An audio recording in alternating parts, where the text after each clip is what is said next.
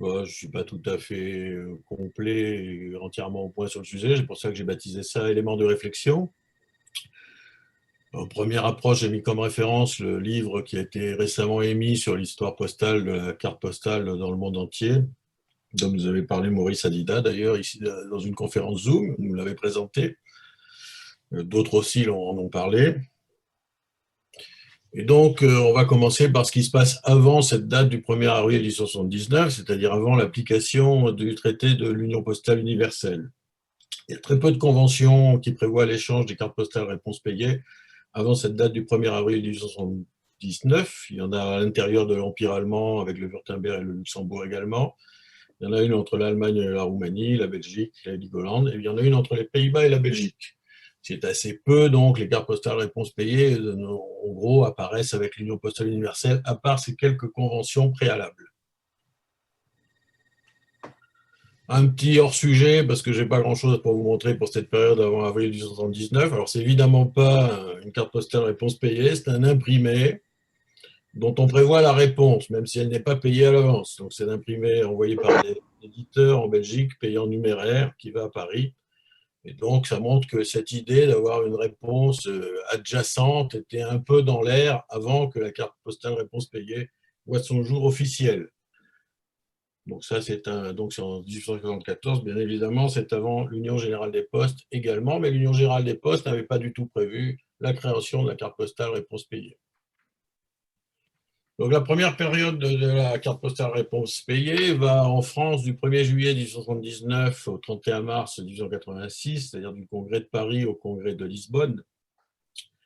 Alors pourquoi au 1er juillet 1979? Parce qu'en fait, la France au départ n'avait pas signé la convention de la carte postale réponse payée, et donc a rejoint les pays initiaux qui ont commencé en avril 1979, qui sont listés là, je ne reprends pas, ainsi que l'Argentine et Tunis, le bureau français de Tunis, qui vont pouvoir utiliser la carte postale réponse payée dès le 1er juillet 1879.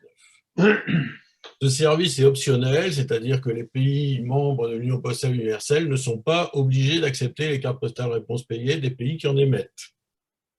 Et donc, si par exemple un pays qui émet une carte postale réponse payée, supposons la Belgique, l'envoie vers un pays qui ne les accepte pas, bien sûr, elle ira jusqu'à ce pays, mais normalement, le pays destinataire ne la retournera pas en considérant qu'elle est payée. Le tarif est habituellement de 10 fois 2, 20 centimes à peu près pour toutes les destinations, sauf pour l'Argentine, puisqu'à cette époque, la France a encore un tarif voie de mer pour les destinations de plus de 300 000 nautiques, avec un tarif de 15 centimes fois 2 jusqu'au 30 septembre 1881, puisqu'après, la France, en tout cas, va arrêter d'avoir un tarif maritime. Voilà. Donc, bien entendu, cette liste initiale des pays qui acceptent la carte postale réponse payée va considérablement s'agrandir au fil du temps. Vous voyez l'entier ou il y a le bandeau des photos aussi pour vous sur le côté?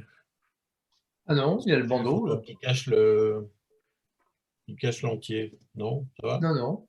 Bon. Le bandeau, c'est dans On vos peut le faire tout options petit. Zoom. On peut le faire tout petit, le bandeau. C'est dans vos options que vous pouvez le Ouais, sélectionner. c'est pas grave, je les connais, mes pièces, ça devrait aller. Donc ça, Surtout c'était une carte celle-là. postale, réponse payée, donc qui part de Tours, qui va en Argentine et qui revient au tarif de 15 centimes fois 2, donc 30 centimes. Donc là, l'Argentine était initialement le seul pays d'outre-mer acceptant une carte postale réponse payée. C'est aussi théoriquement possible pour Curaçao à partir de juin 1881. Et puis, certaines colonies portugaises, le Honduras, le Salvador, vont être à la limite de pouvoir recevoir la carte postale réponse payée. Je reviendrai sur ce problème de date. Il n'y en a que 2 connus ayant voyagé à ce tarif à 15 centimes pour l'Argentine, 2 répertoriées. Elles sont du même expéditeur, qui est probablement un philatéliste, mais c'est un autre débat sur lequel je reviendrai aussi. Qu'est-ce qui se passe quand on envoie une carte postale vers un pays qui n'accepte pas la carte postale réponse payée? Que prévoit l'UPU? Alors l'UPU conseillait de ne pas envoyer au pays qui n'acceptait pas la carte postale réponse payée. Donc elle disait, si vous voulez envoyer en Angleterre une carte postale réponse payée, on vous conseille de l'éviter. Et si elle arrive en Angleterre quand même et qu'elle est retournée en France, normalement l'Angleterre va la considérer comme une lettre non affranchie et la taxer comme lettre non affranchie.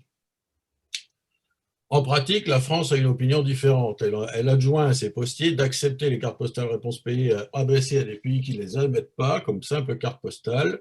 Et elle considère que si les pays auxquels elles sont adressées les renvoient, même si ce ne sont pas des pays qui ont signé la Convention des cartes postales réponses payées, de les accepter sans taxe. Donc celle-ci est partie en Angleterre, nous n'avons que la réponse. Elle revient en France avec, d'une part, le cachet anglais de départ, le transit à Londres.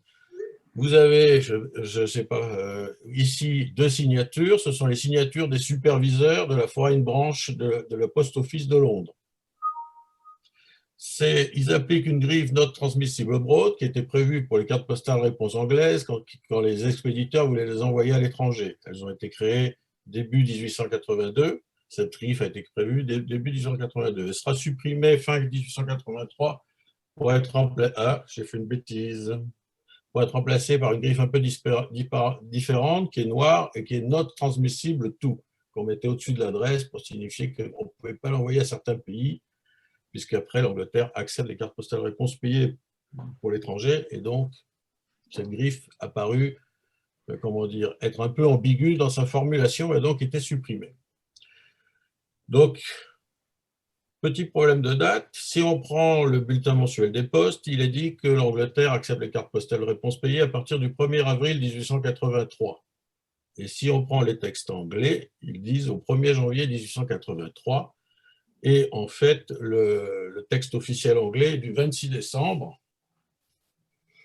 annonçant au bureau de poste anglais qu'ils ont le droit. Alors pourquoi cette différence de date? En fait, l'Angleterre transmet l'information à l'UPU, et l'UPU fait une circulaire pour informer les différents pays membres, ce qui entraîne une différence de quelques mois, puisqu'en fait, la circulaire de l'Union postale annonçant que l'Angleterre acceptait les cartes postales réponses payées a été envoyée fin mars. Et donc, ça a été récupéré par la Poste française dans le bulletin mensuel d'avril 1883. Mais en fait, l'Angleterre, elle l'accepte bien dès le 1er janvier. Toujours est-il que là, normalement, conformément au règlement, ils auraient dû ne pas renvoyer cette carte. Et puis, peut-être que comme la circulaire annonçant que l'Angleterre allait accepter finalement ces cartes postales payées très peu de jours après, puisqu'on est au 29 décembre 1882 et que c'est officiellement accepté le 1er janvier 1882, elle va circuler, arriver à Nantes, avec un cachet d'arrivée à Nantes, le 29 décembre. Alors, ces cas de cartes envoyées dans des pays qui ne les acceptent pas avec des retours sont quand même très difficiles à trouver. Le Congrès de Lisbonne, qui s'applique le 1er avril 1886, modifie le règlement en ce sens que tous les pays membres de l'Union postale doivent maintenant accepter les cartes postales réponses payées, mais ils ne sont pas obligés d'en éditer, ne sont pas obligés d'en fournir. La réticence initiale de beaucoup de pays avait été financière, c'est-à-dire ils avaient mal accepté l'idée de la carte postale réponse payée, surtout les petits pays de l'Union postale universelle, alors petits entre guillemets, petits par la taille, parce qu'ils avaient considéré qu'ils allaient en recevoir beaucoup des grands pays et que ça allait être un manque à gagner. Et en fait, ce qui les a décidés à les accepter, c'est que les cartes postales réponses payées, initialement, ont eu très peu de succès. Le nombre total de cartes ayant voyagé était faible, et les réponses encore plus faibles, puisqu'on estimait que c'était à 3 à 5% des réponses qui étaient renvoyées vers leur pays d'origine. Donc très peu. Et donc les pays se sont dit finalement, financièrement, ça ne va rien changer, on les accepte. Deuxième modification apportée par le Congrès de Lisbonne, l'acceptation des cartes postales privées et des cartes postales réponses payées privées. Du moins, c'est aussi facultatif, c'est-à-dire que les pays peuvent ou non accepter les cartes postales privées. Les trois petits points que vous avez en bas correspondent à tout ce qui est mention légale appliquée sur les cartes postales. Les cartes postales réponses privées, les cartes postales réponses payées, pardon, rejoignent la réglementation des cartes postales. Ce sont les mêmes mentions, ce n'est pas spécifique aux cartes postales réponses privées. Alors, vous avez ici un entier français qui a été un entier avec réponse, qui a été envoyé à Curaçao, donc colonie hollandaise, et qui revient en France. Alors, si je vous montre cet exemple, c'est ce qui est intéressant, c'est que c'est le tarif du pays d'origine qui détermine le tarif de la réponse. Curaçao a encore un tarif voie de mer, contrairement à la France. Donc un entier de Curaçao doit être affranchi à 7,5 cents, équivalent à 15 centimes. Mais ils sont tenus d'accepter les réponses de tous les pays, et donc il n'y a pas lieu d'appliquer un supplément de voie de mer sur la réponse. J'espère que je suis clair. Donc celles qui ont un timbre mis pour le supplément de voie de mer, ça se voit parfois pour une autre raison, c'est généralement une erreur d'interprétation du règlement. Les bureaux français à l'étranger ont commencé à utiliser officiellement les cartes postales réponse payée à partir du 1er avril 1886, donc du congrès de Lisbonne, à l'exception de Tunis, qui pouvait les utiliser dès juillet 79, et de Tanger, dont je n'ai évidemment pas d'exemple, mais qui est théoriquement possible à partir de 1885. Donc là, c'est un entier qui va en Grèce et puis qui revient à Alexandrie en 1889, donc rien de spécial, tarif de 10 centimes pour toutes les destinations en ce qui concerne la France. Modification encore au congrès de Vienne en 1892, appliqué le 1er juillet 1892, tous les pays membres de l'Union postale doivent accepter les cartes postales réponse payées et sont obligés d'en fournir. C'est-à-dire que maintenant, chaque pays va proposer le service à ses habitants. Et il faut bien reconnaître que ça a beaucoup servi aux philatélistes pour échanger du courrier entre eux, soit du courrier d'ailleurs qui soit familial, mais écrit par des philatélistes, soit du courrier vraiment philatélique, parce que il y avait des collectionneurs d'entiers, ils se faisaient envoyer des cartes postales réponse payées à peu près de tous les pays. Tu me le redonneras avant de partir dans ta... Et donc, il y a des tas de mentions qu'il faut mettre sur les cartes postales réponse payées comme sur les... Mais c'est jamais taxé si elles n'ont pas lieu, parce que c'est pratiquement toujours des entiers officiels, les cartes postales réponse privées étant rares. Et d'autre part, les pays destinataires sont obligés de les renvoyer. Donc, s'ils les considèrent comme des lettres, ça va être fort compliqué au niveau règlement. Alors, il y a des pays qui ont émis des entiers, mais il y a beaucoup d'erreurs. Par exemple, les entiers français, il n'y a pas écrit Union postale universelle. Jamais. Donc, ils ne sont pas réglementaires théoriquement dans le système international. Et vous avez l'erreur classique qui est l'erreur du Salvador, parce que le Salvador a créé un entier, mais comme vous voyez, la réponse est exactement similaire à la partie initiale. Donc, il n'y a pas de partie réponse, en fait. Donc, si vous allez à la poste qu'avec la partie réponse, il faut amener l'autre versant pour montrer que c'est bien une réponse. Donc, ils ont écrit sur les deux côtés les mêmes mentions, ils n'ont pas tenu. Ils n'ont pas écrit que c'était la réponse. Et il y a comme ça un certain nombre d'erreurs de différents pays, mais celle-là, c'est la plus spectaculaire, puisqu'en fait, ils n'ont pas prévu de réponse sur leur entier avec réponse. Bien, alors, la recommandation est possible de l'une ou l'autre partie des cartes postales réponse payées dès leur création. L'avis de réception est également possible, mais je n'ai jamais vu de carte postale réponse payée avec une avis de réception dans cette période. Et il est possible de recommander les cartes postales à l'avance dès le congrès de Lisbonne, d'ailleurs dès 1886. Alors, si j'ai mis recommandation à l'avance interdite dès le congrès de Vienne, c'est parce qu'il y a une petite erreur dans le livre que j'ai cité en référence. C'est en fait au congrès de Rome que cette recommandation à l'avance sera interdite. En fait, il a été discuté de l'interdire au congrès de Vienne, et puis ça a été à nouveau autorisé. C'est donc à partir de 1906 que ça sera interdit. Donc ici, vous avez un entier russe pour Nice, qui circule tout à fait normalement, non recommandé, et il est recommandé au retour pour la réexpédition de cette carte postale réponse payée vers l'Empire russe, puisque Reval, c'était l'Empire russe. Alors, monsieur Édouard de Bagot, c'était quand même un philatéliste, hein, il ne faut pas se leurrer, et c'était un collectionneur d'entiers, qui avait un pied-à-terranisme et qui était aussi ailleurs.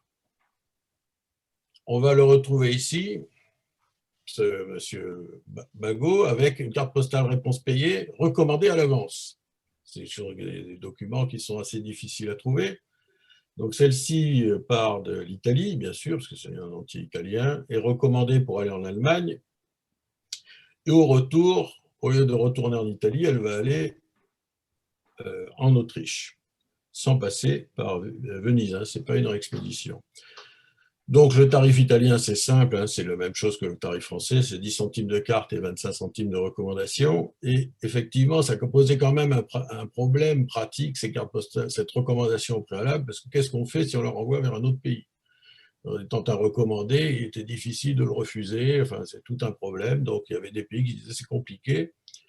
C'est pour ça qu'on l'a interdit, cette pratique a été interdite à partir de 1906. Ceci dit, le destinataire qui réexpédie la réponse n'est pas obligé de la recommander. Il peut l'envoyer comme carte simple, trop affranchie. La pratique de... Alors, théoriquement, les cartes postales réponse payée devaient être envoyées exclusivement au pays destinataire, au pays émetteur, pardon. Donc, là, elle aurait dû théoriquement être envoyée en Italie. Il est assez rare que lorsqu'elle soit renvoyée dans un autre pays, elle soit taxée. Mais ça peut exister. La taxation, alors les règles générales de l'Union postale universelle s'appliquent aux cartes postales réponse payée, donc la taxation double de l'insuffisance, la simple taxe en cas de réexpédition d'un objet correctement affranchi pour son premier trajet, ces règles s'appliquent. Donc avec deux tarifs de la carte postale réponse payée, 20 centimes ou équivalent et 30 centimes ou équivalent sur surtaxe maritime. Dans l'Union postale universelle, la surtaxe maritime pour 300 000 nautiques a été fixée. Hein, si la carte était à 10, la carte postale avec transport maritime ne pouvait pas dépasser 15 centimes. Pas dans l'UGP où il y avait des tarifs un peu différents. Normalement, l'insuffisance est calculée sur l'ensemble de la carte postale réponse payée et pas seulement sur la partie... sur les deux parties, pas seulement sur la première partie.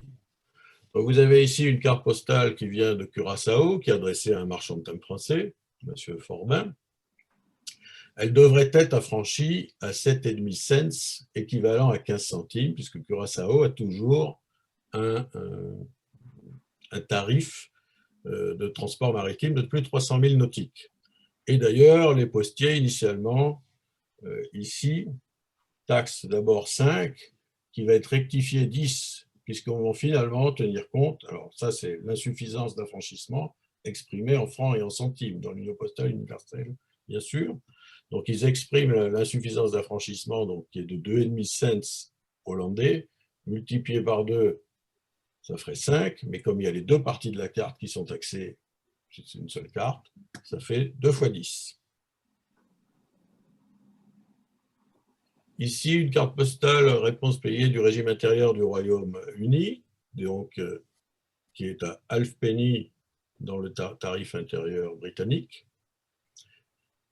Halfpenny x 2, mais c'est une simple taxation puisqu'elle est réexpédiée. Donc la simple insuffisance, c'est 10 centimes. Inscrit au crayon sur la carte et taxé 10 centimes.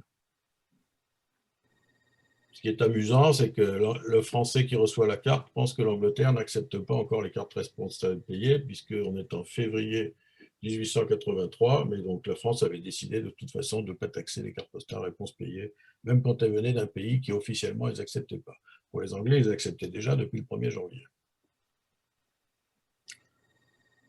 En souvenir de Claude Gérard, donc, ces cartes, parce que Claude Gérard s'était beaucoup intéressé à la carte 7,5 centimes italienne, 7,5 centesimi, pardon, italienne, et on avait une petite collection. Et en fait, le plus souvent, les cartes postales réponse payées, lorsqu'elles sont taxées que pour la partie adressée dans le pays, c'est-à-dire le postier se trompe et ne tient pas compte de la partie réponse. On voit plus souvent des cartes responsables payées taxées comme ça, donc 2,5 fois 2, 5, que taxées 10 comme en Allemagne. Celle qui a taxé 10 elle est réglementaire, mais en fait, la plupart des cartes postales réponse payées taxées, ce qui est beaucoup dire, parce que ce n'est pas si fréquent que les cartes postales réponse payées soient taxées, sont taxées 10. Alors c'est bizarre, il y a des photos qui ont sauté, je m'aperçois. Bon, enfin, c'est pas grave. Alors, donc là, ici, on a une carte postale réponse payée en simple taxe, parce que c'est une réexpédition où les postiers se trompent, taxe 5 2 fois, une fois à l'aller, une fois au retour, bien entendu, entre la Suisse et Nice. Alors, il y a des cas que je n'ai pas, donc j'avais évoqué le problème avant le 1er avril 1886, donc théoriquement, si une réponse vient d'un pays qui n'accepte pas les cartes réponses payées, elle doit être taxée comme lettre. À ma connaissance, aucun pays n'ayant émis les cartes postales réponse payées ne l'a appliqué. La France, pas officiellement. Alors, je n'ai pas tous les textes de tous les pays, je n'ai pas les textes roumains ou serbes, donc difficile d'être sûr à 100%, mais les cas que l'on connaît, même quand les pays destinataires l'ont renvoyé avec un T de taxe, n'ont pas été taxés par le pays ayant émis la carte postale réponse payée. Il y a un cas qui existe, j'en ai vu 2 ou 3 cas, c'est une réponse expédiée vers un autre pays que celui d'origine. Et donc à ce moment-là, normalement, cette carte postale payée devient une lettre non affranchie et est taxée comme telle. Donc on ne déduit pas l'affranchissement, puisque l'affranchissement, c'est pas celui du pays destinataire. Alors on pourrait imaginer une carte postale réponse privée. Alors les cartes postales réponse privée officielles ne vont pas être taxées parce que le pays qui les a fabriquées s'est trompé dans les mentions. Donc en gros, on ne voit jamais des cartes postales réponse taxées comme lettres pour non-respect de la réglementation. Alors on peut l'imaginer, mais je n'en ai jamais vu. Et ça serait bien compliqué pour le postier.